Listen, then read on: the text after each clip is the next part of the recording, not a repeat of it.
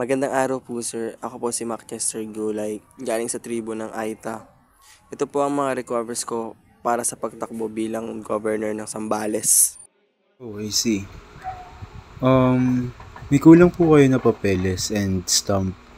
So, kailangan nyo po ipasa yun before 5 p.m. Yun lang. Thank you.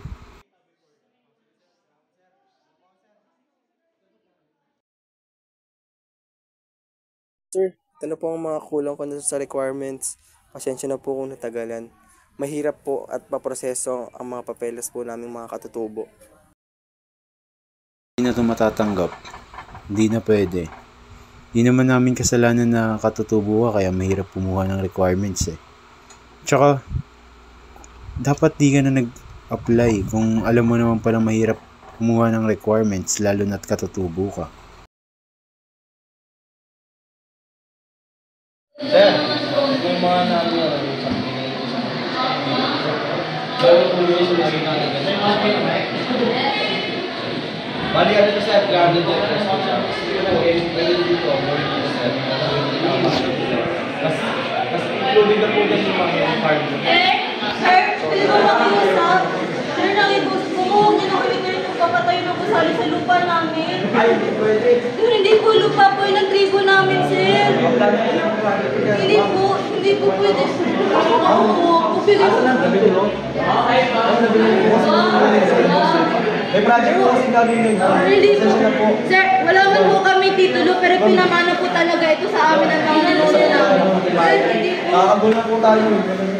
The Philippines is home to 110 unique ethno-linguistic groups and to around 11.3 million indigenous people with different lifestyles, livelihoods, and languages, creating a beautiful, diverse cultural tapestry of our country.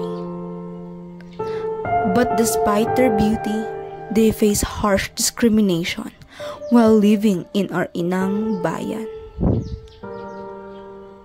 They have resisted so much oppression from being indigenous, such as having limited access to social services, healthcare services, education, political opportunities, experiencing cultural discrimination because of their cultural background, having their rights violated by forcibly relocating them by the military to get their ancestral lands for its natural resources by foreign and domestic corporations, evicting them from their lands, to have them be assaulted for defending their rights and what is theirs, red tagging them, criminalizing indigenous activists, killing them to silence their voices.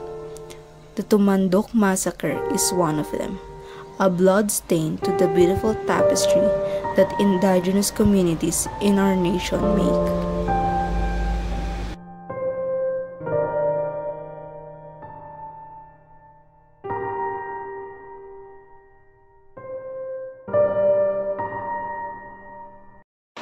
Speak up. Magtinog ka. Agsuot tayo Rumoses tayo para sa para mga sa kapwa kapwa Pilipinong Pilipinong IP. IP.